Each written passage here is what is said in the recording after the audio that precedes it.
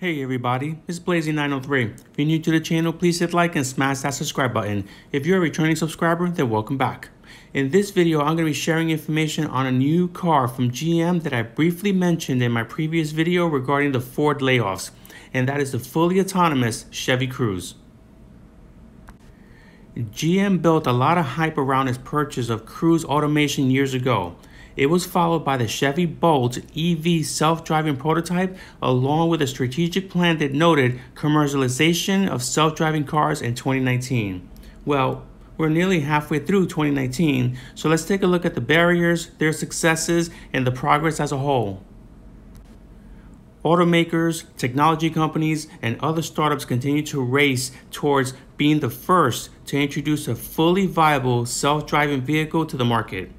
The race is far from over, but studies show that Cruze Automation, a General Motors company, and Waymo, Google's self-driving endeavor, are far ahead of the pack. Companies that are significantly behind include Silicon Valley darlings like Tesla and Apple. But are we really ready for self-driving cars? Well, certainly not before this concept gets scrutinized every which way to Sunday. So let's get right into it and start with the present, and then we'll bounce around a little bit. But on Wednesday, May 22nd, 2019, General Motors faced pushback over its request that U.S. regulators waive several automotive safety standards to make it possible to deploy a fleet of driverless vehicles without steering wheels and other human controls. GM first made the request for a 2-year temporary waiver on features like mirrors, dashboard warning lights, and turn signals designed for a human driver in a petition filed with the National Highway Traffic Safety Administration in January 2018. The automaker said it hoped to deploy no more than 2,500 modified Chevy electric vehicles as part of a controlled, on-demand ride-sharing fleet, likely to be based in San Francisco by the end of 2019. In March 2019, NHTSA made the petition available for public comment for 60 days. That window ended in May 2019. So here are some of the comments.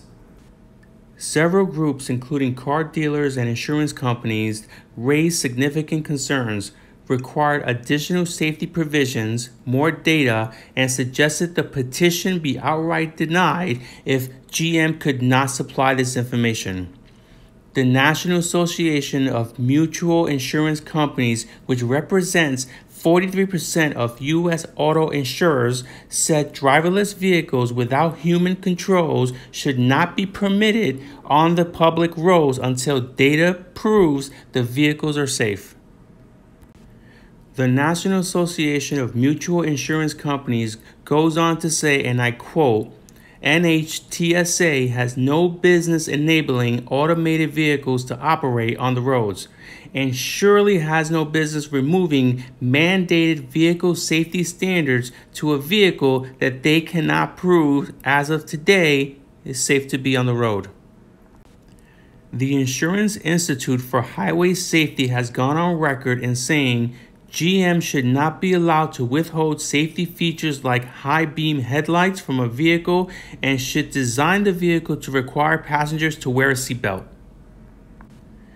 Now, as much as you have high-profile organizations that have voiced and documented their concerns, you have this other group of supporters that have also gone on record and are outright supporting GM's plan of a fully autonomous vehicle. Those supporters include, but not limited to, Mothers Against Drunk Driving, the National Federation of the Blind, the Telecommunications Industry Association, and the American Trucking Association, as all have gone on record saying that fully autonomous vehicles have the potential of drastically cutting the amount of car crashes. The Union of Concerned Scientists, UCS, and I have to take a break here because I have to mention that I was unaware that there's a group of concerned scientists out there, and I just wanted to thank them for their concern, but I digress. UCS said the automakers should produce more data on how GM self-driving cars are performing. They outright call for the petition to be rejected.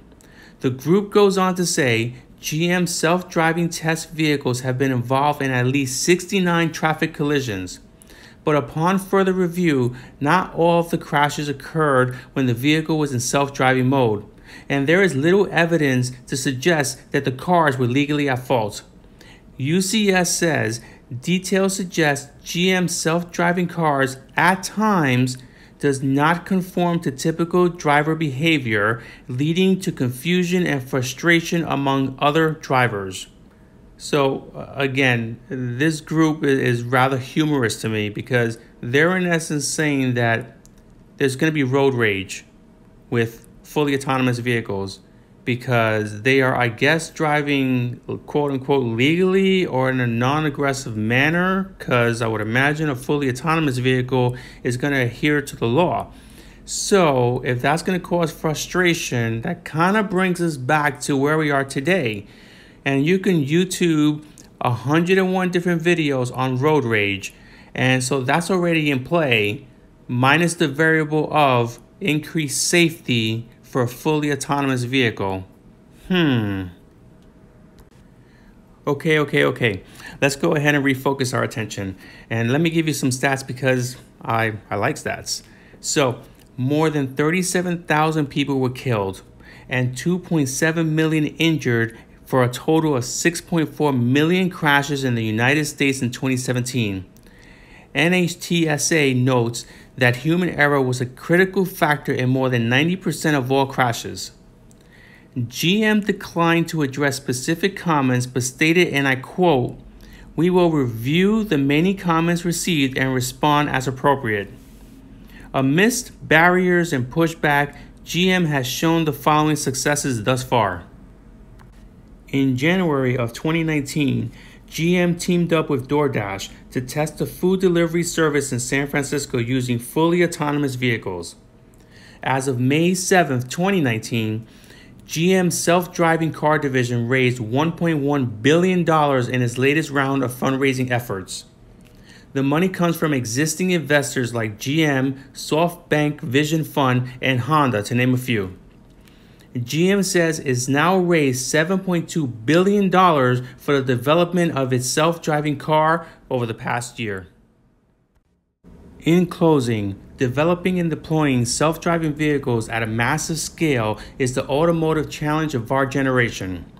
And having deep pockets will only ensure that the Chevy and Honda partnership keeps them as the frontrunners as everyone races towards the finish line. The fully autonomous car division of GM has a valuation of $19 billion, which is over 1/3 of GM's market value of roughly $54 billion. Thus far, GM's stock is up by 25%. The car industry is watching this one closely, and self-driving cars could be coming to a road near you sooner than you think. So as always, thank you for tuning in. Until the next one, drive safely. Or buy a car that can and will drive safely for you.